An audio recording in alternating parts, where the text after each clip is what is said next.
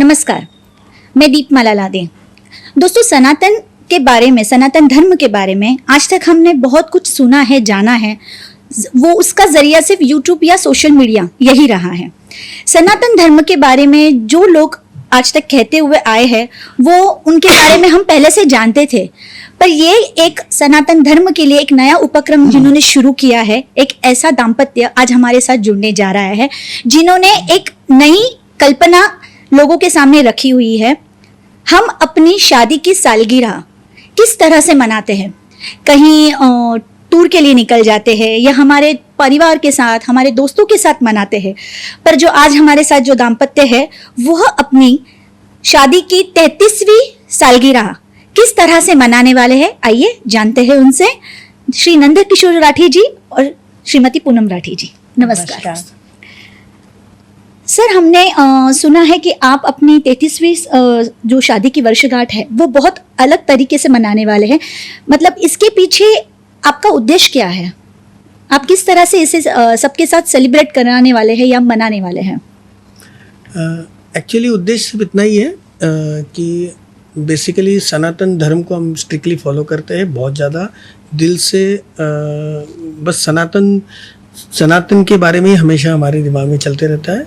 तो जब हमने बाकी के सब चीज़ों का ज्ञान लिया, तो समझ में आ रहा था कि लोग 25th एनिवर्सरी मना रहे हैं, 50th एनिवर्सरी मना रहे हैं, जो कि हमारा कल्चर नहीं है। सनातन धर्म के हिसाब से अगर देखा जाए तो हमारा जो कल्चर है वो पहले तो ब्रह्मचर्य आश्रम है, फिर सेकंड आता है गृहस्थ आश्रम आता है, वानप्रस्थ आश्रम आता है, और 4th आता है संन्यास आता है। तो ये 33वीं जो हमारी शादी की वर्षगांठ है, वो हम लोग वानप्रस्थ आश्रम के हिसाब से मना रहे हैं। इसीलिए हमने इंदौर में इसको सनातन उत्सव के हिसाब से मनाने का संकल्प लिया है। बहुत बढ़िया। इस सनातन का उद्देश्य क्या होगा? मतलब आज हमारी जो जनरेशन है, आजकल की जो जनरेशन है, वो सनातन के बारे में या अपने धर्म के बारे में, मतलब हम जैसे रेडियो पे सुनते हैं, रामायण के बारे में अगर कुछ क्वेश्चन पूछा जाए या महाभारत के बारे में अगर कुछ क्वेश्चन पूछा जाए, तो लोगों के बहुत अलग अलग उत्तर आते हैं बच्चों के। तो आप इससे बच्चों को क्या सीख देना चाहते हैं? मैम, मैं ये आपसे जानना चाहूँगी। सनातन ऐसे तो अनादिकाल से चला आ रहा है। तो हमें और आजकल की जो युवा पीढ़ी है, वो पाश्चात्य संस्कृति को ज़्यादा फॉलो करने लगी है। तो हमें उनके प्रति उनको ये बताना है कि हमारी संस्कृति में कितनी अच्छी चीज़ें हैं, कितना वैज्ञानिक तौर पे भी वो अच्छी है, सांस्कृतिक तौर पे भी ज़्यादा बेहतर है, और उसमें बहुत गहराई है। तो वो जो आज तक के लोग आज की जो युवा पीढ़ी है, आज की जो युवा पीढ़ी को हमको बताना था, आज तक के लोग नहीं उतनी अच्छे से नहीं बता रहे हैं। आजकल जैसे भगवत गीता भी स्कूलों में नहीं पढ़ाई जाती वगैरह, ये सब। तो हम चाहते हैं कि हमारी संस्कृति, हमारा सनातन धर्म, सनातन भी सबके सामने आए और ज़्यादा से ज़्यादा युवाओं को इसका पता चले। सर, आपने जैसे 4 आश्रमों के बारे में बताया, तो ये आश्रम क्या होते हैं, उसके बारे में आप हमें कुछ जानकारी देंगे? देखो, 4 आश्रम मतलब पहला आश्रम है ब्रह्मचारी आश्रम, जो हमारी मतलब आज की भाषा में अगर बोला जाए तो स्कूल लाइफ है।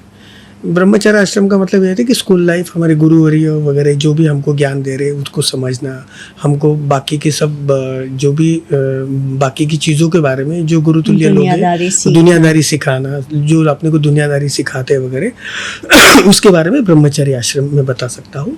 आफ्टर डैट आता है गृहस्थ आश्रम। गृहस्थ आश्रम मतलब आपकी शादी हो जाती है, फिर एक तरह की अलग तरह की एक जिम्मेदारी आप निभाते हो। उसके बाद आपको बच्चे होते हैं, बच्चों के प्रति भी आपका कुछ दायित्व होता है, उनकी भी कुछ जिम्मेदारी होती है। दैट कम्स इन गृहस्थ आश्रम। फिर उसके बाद आता है वानप्रस्थ आश्रम।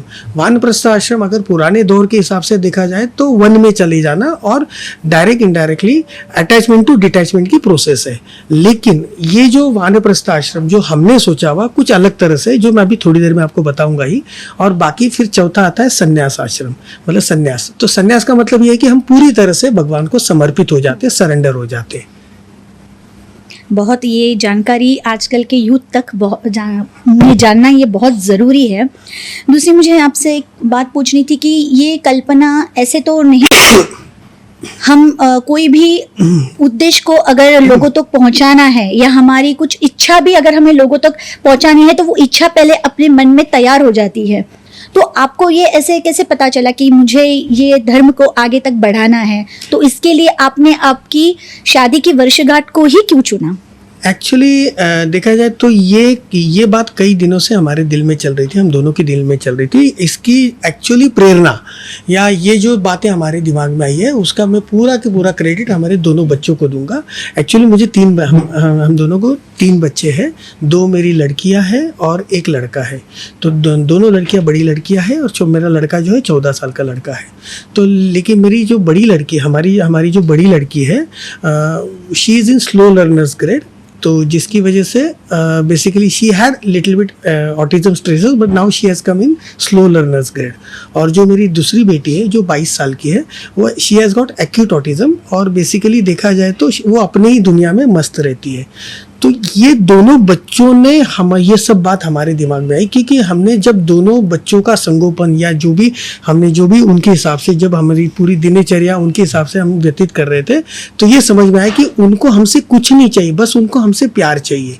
और इसी वजह से हमारा भी डायरेक्ट इनडायरेक्टली जो अपनी मटेरियलिस्टिक वर्ल्ड है उसकी तरफ से डायरेक्ट इनडायरेक्टली हमारा डिटैचमेंट की प्रोसेस शुरू हो गई। तो इसीलिए मैं कहूँगा कि इसके लिए अगर कोई प्रेरणा है तो हमारी दोनों बेटियां हैं। एक्चुअली अगर सनातन के हिसाब से अगर देखा जाए तो 33 कोटि हमारे देवी देवता है, मतलब 33 प्रकार के देवी देवता है। तो 33 ये जो है वो दिव्य अंक है, जो अगर देखा जाए तो भगवान का अंक 33 मतलब भगवान का अंक, ये एक दिमाग में आया था।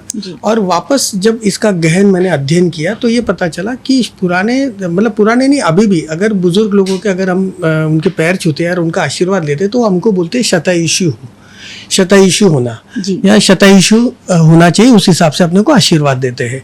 तो उसका बेसिकली मतलब ये होता है कि 100 साल की लाइफ, मतलब ओवरऑल अगर देखा जाए तो 100 साल की लाइफ अपन एक कंसेप्ट दिमाग में है। तो 100 साल की लाइफ के हिसाब से अगर देखा जाए तो 20, 21, 22, 23 साल तक आदमी की शादी हो जाती है। उसके बाद हर एक फेरा, जो शादी का हर एक फेरा है वो 11-11 साल का है। तो प्रथम फेरा, फिर दूसरा फेरा, फिर तीसरा फेरा। जो चौथा फेरा जो होता है, जो शादी का जो 7 फेरे हम जो बोलते हैं, जो चौथा फेरा है, चौथे फेरे में जो पत्नी होती है वो पत्नी आगे चलती है और पीछे पति चलता है, क्योंकि वो वानप्रस्थ का फेरा होता है। अगर 11-11 साल के हिसाब से मैं कैलकुलेट करूँ तो तीन फेरे के हिसाब से वो 33 साल हो जाते हैं। और जो चौथा फेरा होता है वो वानप्रस्थ का फेरा होता है। इसीलिए 33वीं जो विवाह की वर्षगांठ है वो वानप्रस्थ आश्रम के हिसाब से मनाने का हमने सोचा।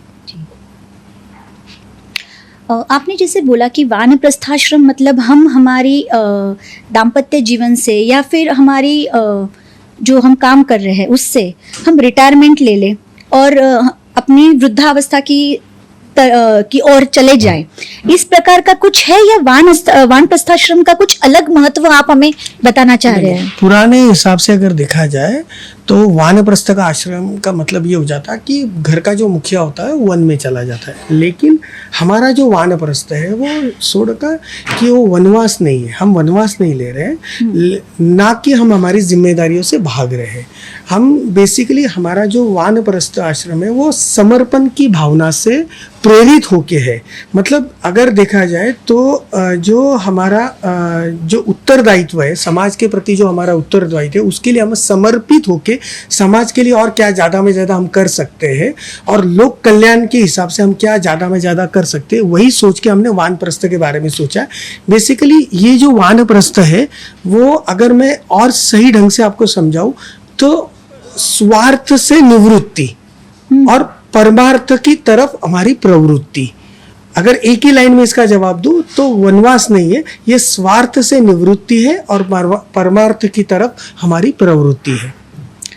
वानप्रस्थाश्रम की ये जो आपकी परिभाषा है ये हमारी आज की यूथ अगर सीख जाए तो इस आने वाली पीढ़ी को एक अलग महत्व समझेगा सनातन धर्म का।